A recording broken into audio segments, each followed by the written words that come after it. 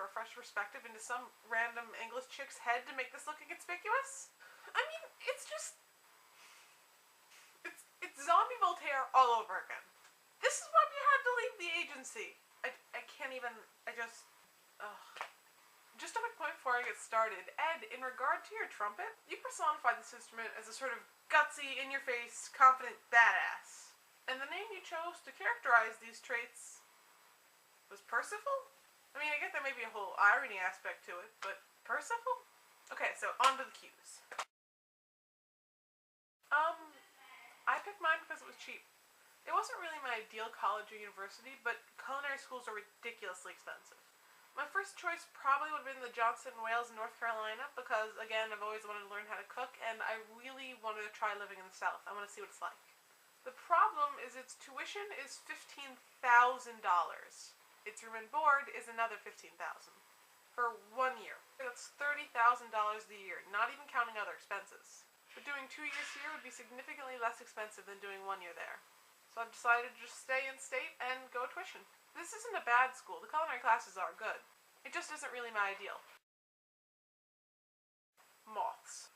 Although I wouldn't really describe it as a fear, it's more of just an inexplicable, passionate disgust. Not like the nice white little fluttery ones you see around gardens, but those big triangle-y brown ones that are clumsy and they fly into you and it feels like somebody threw a grape at your head and it's just ah. I hate those. I don't even really know why. They're just Okay, I'm going to give you the first answer that popped into my head on this one, even though it pretty much reveals me to be really lame. Doctor Who, Dumbledore, my mom. I know! Sometimes I'm just too damn cool. Honestly, when I saw the question, those three names popped into my head pretty much immediately. I thought of the first two, and then the first thing I thought was, I think my mom would really enjoy that. I am aware what a loser this makes me, but it's honest. My reasoning for both is that Doctor Who and Dumbledore could easily get me off the island. Also, they're fairly interesting characters, so you wouldn't be bored. And personally, I think those two characters would get along really well. Like, personality-wise, I think they would click. And honestly, for some reason, my mom popped into my head because I figured she'd really enjoy meeting those two fictitious characters. I never said I made sense. You know, it's odd the amount of picky eaters I've met since I've gone to culinary school. You figure since they're trying to become chefs, they'd be more adventurous eaters. I know I am. But apparently those two things don't go as hand in hand as I thought. I kinda can't think of any foods I don't like. I used to think tomatoes, but as I grow older, my taste buds change, and also, you can find a way to cook almost anything that will make you enjoy it. Oh! One. Liverwurst. I love the smell of it, I love the texture of it. I cannot stand the taste. Hey, okay, so I was filming and then my camera died and then life happened and now it's a few weeks later and I have to finish making this video. Nope, I was just digging around in your pants like everybody else. For me personally, it takes quite a while. Admittedly, this time is longer than usual. For a 2-minute video, I end up taking around 30 minutes of film because I'm kind of awkward in front of a camera and I have a lot of uhs and ers and just long pauses. Because I've always had pretty bad stage or presentation or camera anxiety, so I tend to get really tongue-tied, which is why I have so many cuts. I'm getting better though, so hopefully I'll be able to rush through a 3-minute video in 10 minutes. One day. The first thing I remember cooking was 2 loaves of white bread with my dad. I just have this really vivid memory of me sitting in the dining room with him, just waiting for them to come out of the oven.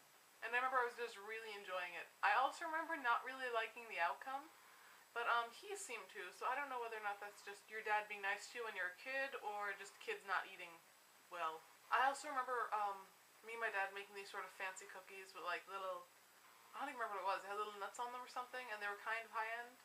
And I remember while we were making those, we were watching Julia Child on TV, and she was making variations of the grilled cheese sandwich, and I remember that pretty vividly too. That was one of the more fun moments of my childhood.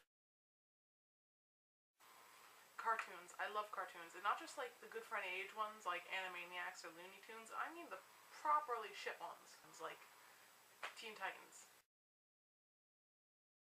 Usually the biggest misconception is that we don't have homework. We do have homework and we do have actual coursework.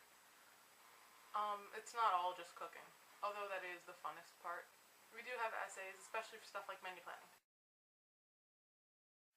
Hunchback of Notre Dame. I still love that movie. It's sort of that movie where when you're a kid you don't get some of the jokes and songs, and as you get older you can like appreciate it on the same level your parents did when you were a kid.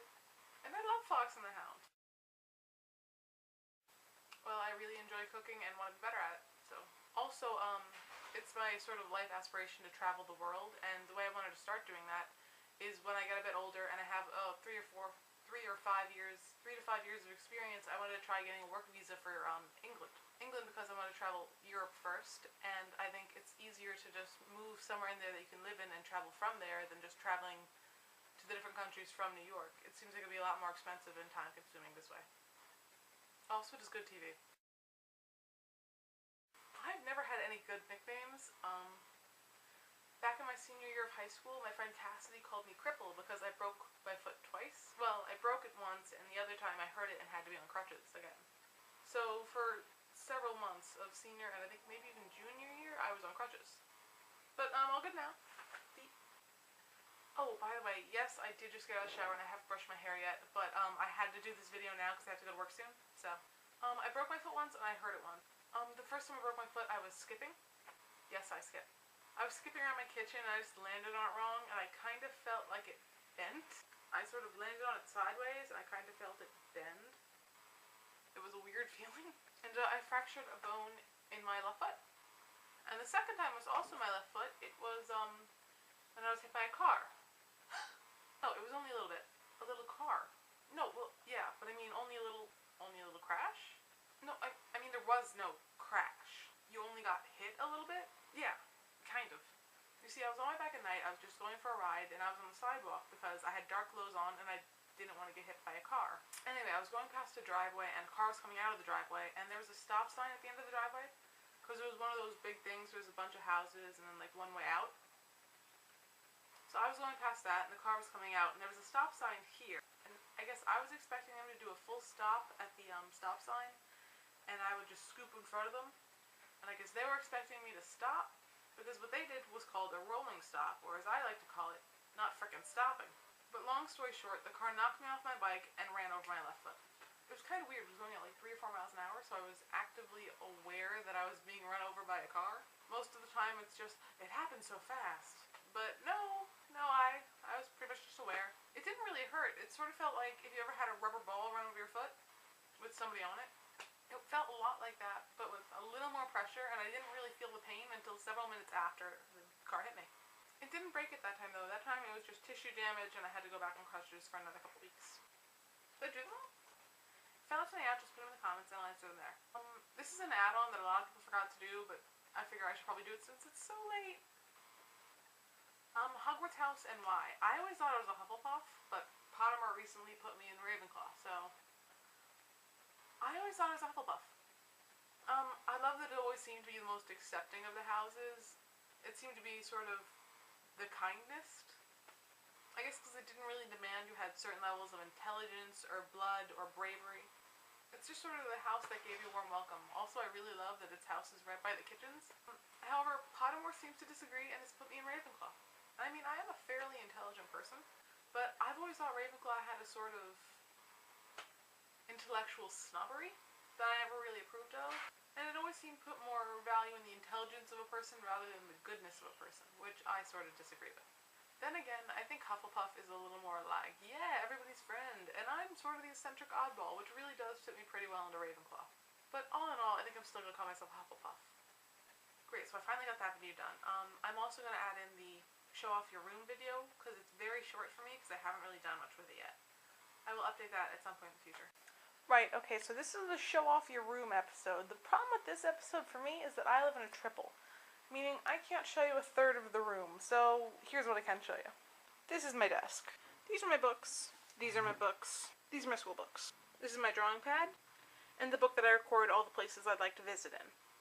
This is the book that I have my own writing in. This is my closet. Those are some of my clothes. That's the rest of my clothes. That's where I keep my shower, laundry, and dental hygiene stuff. Maybe not the best idea to keep them in the same place. That's where I keep my books. That's where I keep my miscellaneous stuff. That's where I keep my one hat. This is my bed that I use for sleep. Those are my shoes. That's my laundry basket. This is the completely blank wall that I've yet to do anything with. I will get around to filling it with stuff, and when I do, I'll update. This has been Julia, and I hope this has given you a fresh perspective.